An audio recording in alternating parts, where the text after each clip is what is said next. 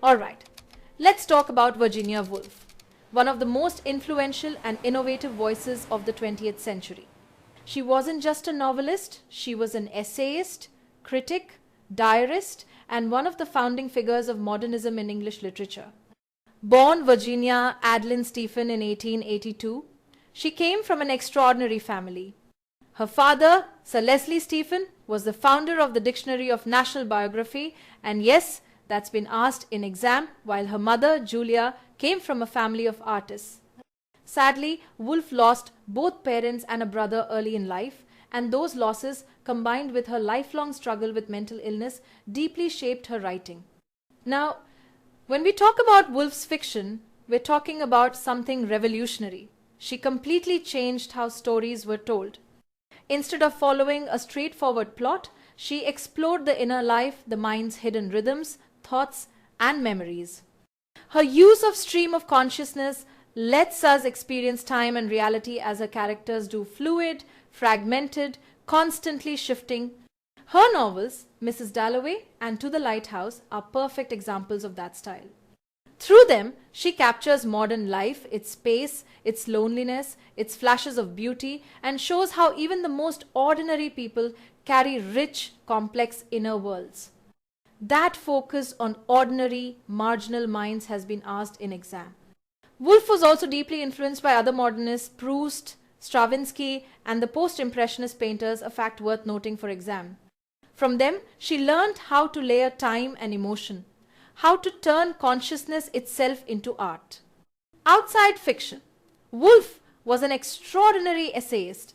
In the art of biography, she questioned traditional forms of life writing and famously wrote, "The question now inevitably asks itself."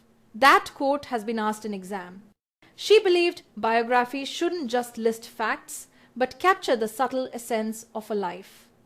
Then there's her feminist writing, which is absolutely essential for exam preparation. In A Room of One's Own, 1929, Woolf argued that women need money and a room of their own to write fiction, a metaphor for creative independence. And in Three Guineas, 1938, she boldly critiques how society and education restrict women's potential. Both works have been repeatedly asked in exam. But Woolf could also be playful. Her novel Flush tells the story of Elizabeth Barrett Browning's Cocker Spaniel, yes, an entire biography from a dog's point of view, and it's been asked in exam. Then there's Orlando, her most imaginative work, a mock biography inspired by her friend and lover Vita Sackville West, in which the hero lives for centuries and even changes gender. Alongside her husband, Leonard Woolf, she ran the Hogarth Press, which published major modernist voices T.S. Eliot, E.M. Forster, and even Sigmund Freud. Both Hogarth Press and these names are regular exam points. Woolf was part of the Bloomsbury Group, a circle of artists and thinkers who believed in truth, beauty, and intellectual freedom. Among them were Forster, Lytton, Strachey, and John Maynard Keynes. Their discussions shaped the very ideas of modern art and psychology. Tragically, Woolf's lifelong battle with depression returned in the early 40s.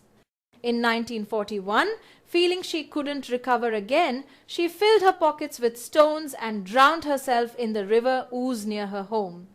That fact, her death in 1941, is frequently tested in exam. Her legacy, though, never faded. She remains a cornerstone of modernist literature, inspiring countless writers from Doris Lessing to Margaret Atwood, and her influence even reached theatre. Edward Albee's famous play Who's Afraid of Virginia Woolf, 1962, though not about her life, uses her name as a symbol of intellectual and emotional complexity. Finally, her autobiographical essays, A Sketch of the Past and Am I a Snob, give us an intimate look at her mind, and both have been asked in exam. They show a woman constantly questioning herself, her privilege and her art, honest, searching, and human. So, when you think of Virginia Woolf, think of this: a woman who turned thought into art, silence into voice, and experience into something timeless. She showed that the truest stories don't always happen in events. Sometimes they happen inside the mind. These novels trace her journey from traditional narrative structures to her signature stream of consciousness style. We start with her first novel, The Voyage Out, published in 1915. The story follows Rachel Winrace, a young woman traveling from London to South America on her father's ship, and her journey becomes both a literal and psychological voyage towards self-discovery. But here's a key exam fact. The Voyage Out introduces Clarissa Dalloway, who would later become the central character of Woolf's masterpiece, Mrs Dalloway. You'll also want to note that St. John Hurst, one of the characters, is a fictional version of Lytton Strachey, while Helen Ambrose is loosely inspired by Woolf's sister, Vanessa Bell. Both connections have been asked in exam. Next comes Night and Day, published in 1919. This one is set in Edwardian London, and it explores the lives of two women, Catherine Hilbery and Mary Datchet. The novel contrasts their personalities, social positions, and attitudes toward love, marriage, and women's independence. It's much more traditional in form than Woolf's later works, but thematically, it begins to ask big questions about gender and identity, especially women's suffrage and intellectual equality. Remember, Night and Day has been specifically asked in exam for its feminist dimension. Then, in 1922, Woolf published Jacob's Room. This is the book that truly announces her modernist voice. The story revolves around Jacob Flanders, and yes, that name has been asked in exam, a young man whose life is observed through fragments, impressions, and other people's perspectives rather than through direct narration. It's an experimental novel, and its broken elliptical style reflects the dislocation of post-World War I England. Also note, it was first published by Hogarth Press, the publishing house run by Virginia and Leonard Woolf, another important exam fact. Finally, we reach Mrs Dalloway, published in 1925. This novel takes place over the course of a single day in post-World War I London. It follows Clarissa Dalloway, now an upper-class hostess, preparing for a party as she reflects on her past, her choices, and the passage of time. The narrative flows between Clarissa's thoughts and those of other characters, particularly Septimus Warren Smith, a shell-shocked veteran. This use of shifting consciousness defines Woolf's modernist style. The novel actually grew out of two earlier short stories, Mrs Dalloway in Bond Street and the unfinished The Prime Minister, and that origin has been asked in exam. Together, these four novels, The Voyage Out, Night and Day, Jacob's Room, and Mrs Dalloway chart Woolf's transformation from a traditional storyteller into a true innovator. She moves from exploring external lives to the inner landscape of the mind, from Edwardian realism to psychological modernism. Alright, let's talk about one of the defining novels of literary modernism, Virginia Woolf's To the Lighthouse, published in 1927. The story revolves around the Ramsay family and their visits to the Isle of Skye in Scotland during the years between 1910 and 1920, and yes, that time frame has been asked in exam. But what makes this novel truly special isn't just its story. It's Woolf's experiment with the stream of consciousness technique, her way of capturing the inner flow of thoughts and perceptions rather than straightforward action. Now, the novel is divided into three parts: The Window, Time Passes, and The Lighthouse. Let's look at them one by one. Part 1. The Window gives us a glimpse into the Ramsay family's summer home. Most of what we see comes through Mrs. Ramsay's eyes, and that's been directly asked in exam. She's a warm, maternal presence, managing her children and entertaining guests, including the painter Lily Briscoe and the philosopher Charles Tansley. There's an ongoing question about whether the family will visit the lighthouse the next day, a small event that becomes symbolic of hope, longing, and time itself. The section ends with a large dinner party, one of the most beautifully written scenes in modern fiction, and yes, that dinner scene has been mentioned in exam papers too. Then comes Part 2, Time Passes, and this section is stunningly different. The family leaves the summer house, and instead of people, Woolf lets time itself become the main character. The house decays, dust gathers, and seasons change. A decade passes in just a few pages. That's Woolf's genius. During these silent years, the First World War begins and ends. We learn quietly that Mrs. Ramsay has died, Prue dies in childbirth, and Andrew is killed in the war. All of this, the passage of 10 years and the deaths of these characters, has been asked in exam. The emotional weight is subtle but devastating. Finally, we reach part 3, the Lighthouse. 10 years later, the Ramsays return to their old summer house. Mr. Ramsay plans the long-delayed trip to the lighthouse with his 2 younger children, James and Camilla. That detail too has been tested in exam. Meanwhile, Lily Briscoe, the painter, resumes her unfinished painting from the first section. As the boat moves toward the lighthouse, Lily struggles to complete her canvas, trying to capture the essence of what's been lost. Mrs. Ramsay, time, memory. When James finally reaches the lighthouse, Lily at last draws her final line on the painting. The 2 moments, the physical arrival and the artistic completion, mirror each other, joining life and art in a quiet moment of fulfillment. To the Lighthouse isn't about dramatic action, it's about perception, time, and the fluidity of consciousness. It's Woolf's meditation on memory, on how the mind connects past and present in a single moment of awareness. And here's an interesting scholarly point that's been asked in exam too. The literary critic Eric Auerbach, in his 1946 book Mimesis, The Representation of Reality in Western Literature, actually ends the book with a chapter on To the Lighthouse. That's how central Woolf's narrative method became to modernist fiction. So, in summary, the novel's setting, the Isle of Skye, Scotland.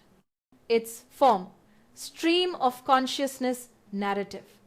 Its structure, 3 symbolic parts: the window, time passes, and the lighthouse.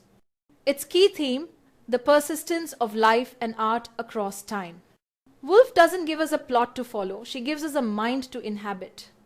And through that, To the Lighthouse becomes less a story about reaching a destination and more about what it means to see, remember, and create.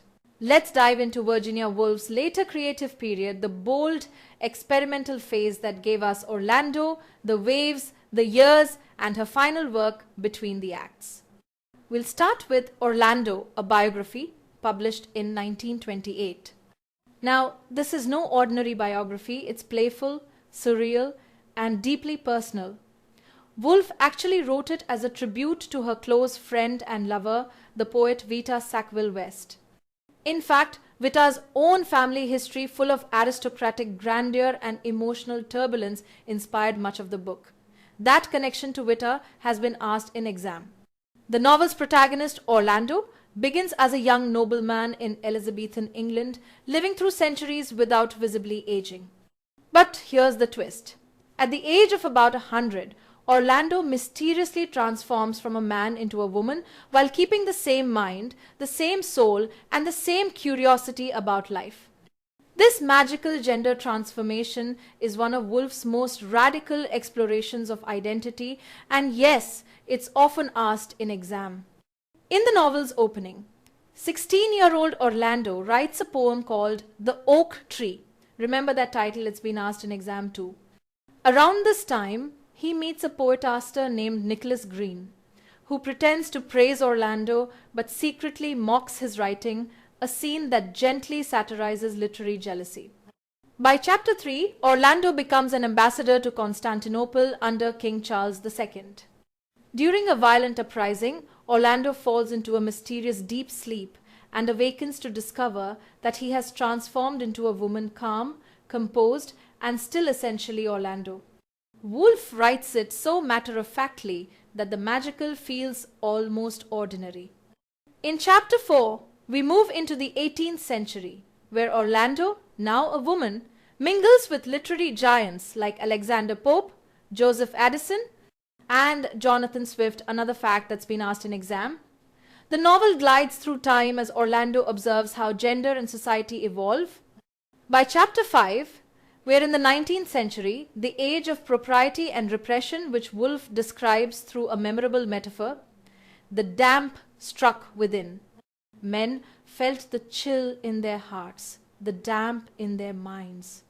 That single line captures the emotional coldness of the Victorian era.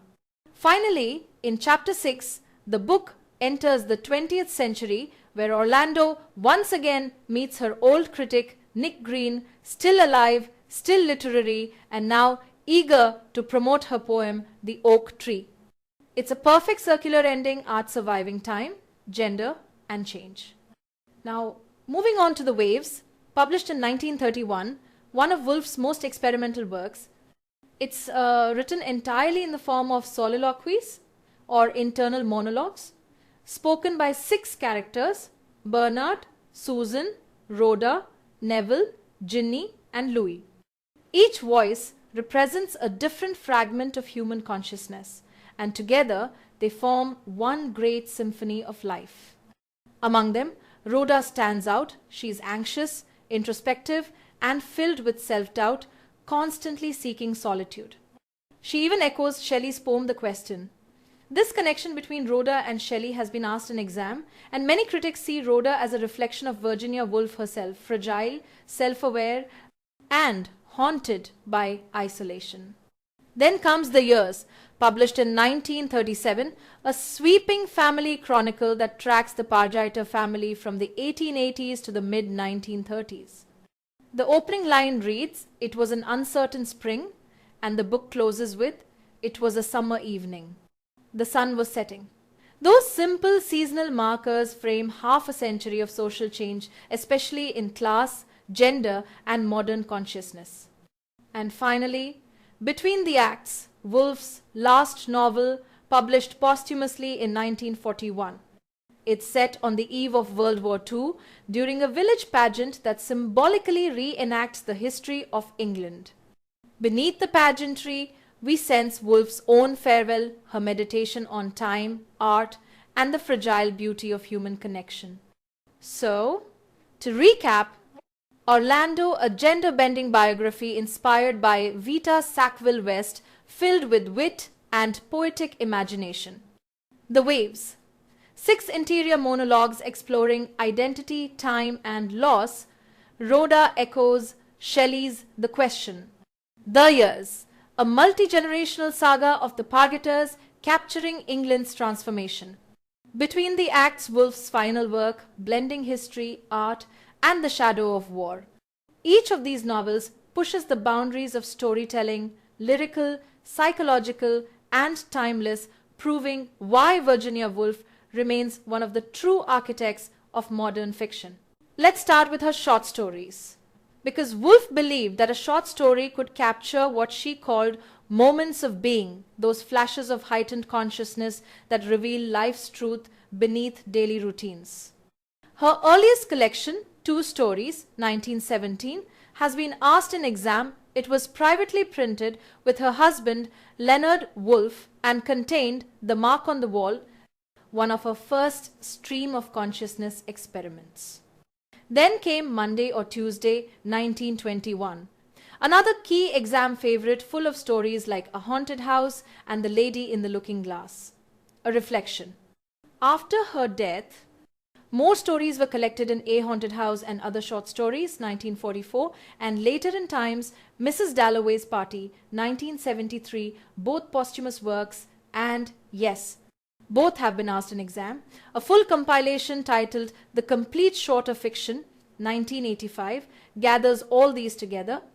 Some standout stories you should definitely remember are A Woman's College from Outside, Miss Prime, Moments of Being, Slater Spins Have No Points, and, of course, Mrs Dalloway in Bond Street, which served almost like an early sketch for her novel Mrs Dalloway.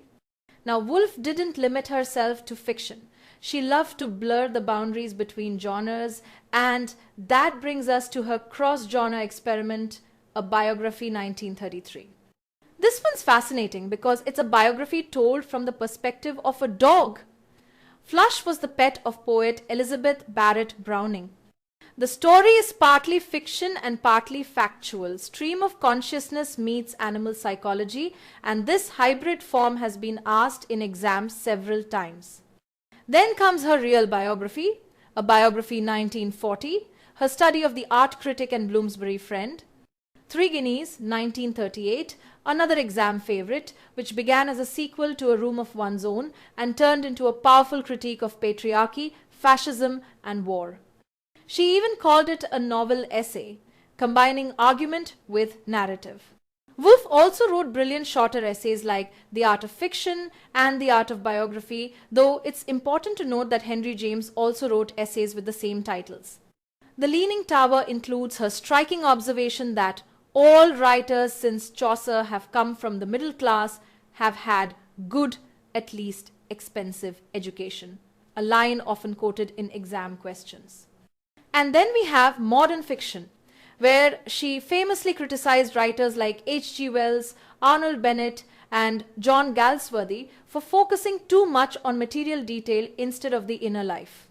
Another key essay is Mr. Bennet and Mrs. Brown, 1924, where Woolf examines what she calls the shifting spirit of modern literature, how fiction must change to reflect modern consciousness. It's one of her most exam-relevant essays. She also wrote literary portraits, notes on D.H. Lawrence, the novels of E.M. Forster, the novels of George Meredith, the novels of Thomas Hardy, and the novels of Turgenev. These show her as a critic deeply engaged with both English and European literature. And don't miss The Death of the Moth, another classic essay where she turns the tiny death of a moth into a meditation on life and mortality. Women in fiction is also essential for her developing feminist thought. Now, Woolf even wrote for the stage. Her play Freshwater, a comedy first performed in 1935 and published in 1976, is a playful piece based on her great-aunt Julia Margaret Cameron's Victorian circle witty, nostalgic, and full of Bloomsbury charm. She also translated Stavrogin's Confession and The Plan of the Life of a Great Sinner from Dostoevsky's notes in collaboration with S.S. Koteliansky in 1922. And perhaps her most revealing work is her autobiographical and personal writing. Moments of Being, 1976, collects her most intimate memoirs, and The Platform of Time, 2007, continues that tradition. Her diaries and journals, 5 volumes edited posthumously as The Diary of Virginia Woolf, cover her life from 1915 to 1941, offering priceless insight into her creative process. Extracts were published in A Writer's Diary, 1953, and shorter versions like A Moment's Liberty and The Passionate Apprentice also exist. She even has a travel diary, Travels with Virginia Woolf, edited by Jan Morris in 1993. And finally, her letters. They've been collected in 6 chronological volumes from The Flight of the Mind, 1888 to 1912, to Leave the Letters Till We're Dead, 1936 to 1941. Another popular selection is Congenial Spirits, The Selected Letters, 1993, showing her wit, warmth, and literary friendships with writers like T.S. Eliot, Vita Sackville West, and E.M. Forster. Let's talk about one of the most powerful feminist texts of the 20th century, Virginia Woolf's A Room of One's Own, published in 1929. The work grew out of 2 lectures Woolf delivered in October 1928 at Newnham College and Girton College, both part of the University of Cambridge. That detail, the 2 women's colleges, has been asked in exam. Now, at its heart, A Room of One's Own is a feminist essay about women's education, exclusion, and writing. Woolf begins with that famous line that's practically the motto of literary feminism. A woman must have money and a room of her own if she is to write fiction. That quotation has been asked in exam, and you should definitely remember it. The essay is divided into 6 chapters, and it combines storytelling, reflection, and argument. Woolf doesn't lecture her readers, she imagines, and that's what makes it so vivid. Early on, the narrator, who introduces herself playfully as Mary Betton, Mary Seaton, Mary Carmichael, or by any name you please, wanders through an imaginary university. Those names, she tells us, don't matter, they are symbolic of every woman excluded from education. The reference to the three Marys ladies in Waiting to Mary, Queen of Scots, and characters in the old Scottish ballad Mary Hamilton has also been asked in exam, so keep that connection in mind. While walking, this narrator has a moment of inspiration. Woolf describes it beautifully as her mind letting its line down into the stream. But just then, a guard stops her, reminding her that women are not allowed to walk on the grass. And just like that, her train of thought vanishes. This tiny, everyday event becomes a metaphor for centuries of lost female creativity. And yes, this exact moment of the woman losing her idea after being stopped by the guard has been asked in exam. Throughout the essay, Woolf compares how women dominate fiction but vanish from history. She observes, she dominates the lives of kings and conquerors in fiction. She pervades poetry from cover to cover. She is all but absent from history. In real life, Woolf notes, she could hardly read, could scarcely spell, and was the property of her husband. These lines have been exam favorites because they perfectly sum up Woolf's critique. Women have been represented but rarely heard. And then comes the most haunting section, the story of Judith Shakespeare, William's imagined sister. Woolf invents Judith to show what might have happened if a woman had Shakespeare's genius but lived in his time. Judith is as intelligent and imaginative as her brother, but unlike him, she is not sent to school. That's another line you should note. She runs away to London, dreams of becoming an actor, but is mocked, harassed, and ultimately betrayed by a man who promises to help her. Pregnant and desperate, Judith takes her own life and is buried at a crossroads, Woolf tells us, where the omnibuses now stop outside the Elephant and Castle. This detail, her burial place, has also been asked in exam. Through Judith's tragic story, Woolf makes her central point, that women's genius has been silenced not by lack of talent, but by lack of opportunity, space, and independence. Woolf also surveys women writers who managed to break through Aphra Behn, Jane Austen, the Bronte sisters, Anne Finch, and George Eliot, all women who, in her view, helped secure the right for future women to write freely. That list has been asked in exam word for word. And interestingly, before publishing A Room of One's Own, Woolf wrote in her diary that she expected to be attacked for a feminist and hinted at for a sapphist, showing just how radical her ideas were for her time. So, in just one book, Woolf gave us both a history and a prophecy. She looked back at the women who had been silenced and forward to those who would one day write their truth. A Room of One's Own remains one of those rare essays that's not just literature, it's liberation on paper. Here's a fun way to remember Virginia Woolf's major works. Think of it as her own literary journey. Woolf begins a voyage at night with Jacob, meets Mr. Bennet and Mrs. Brown on the way, heads to the Lighthouse to meet Orlando, but the rough waves delay them for years. Between the acts, longing for a room of one's own and 3 guineas. Every phrase here is a title: the voyage out, night and day, Jacob's room, Mr. Bennet and Mrs. Brown, to the Lighthouse, Orlando, the waves, the years, between the acts, a room of one's own, and 3 guineas. Simple, rhythmic, and story-like, it turns Woolf's entire bibliography into one memorable journey.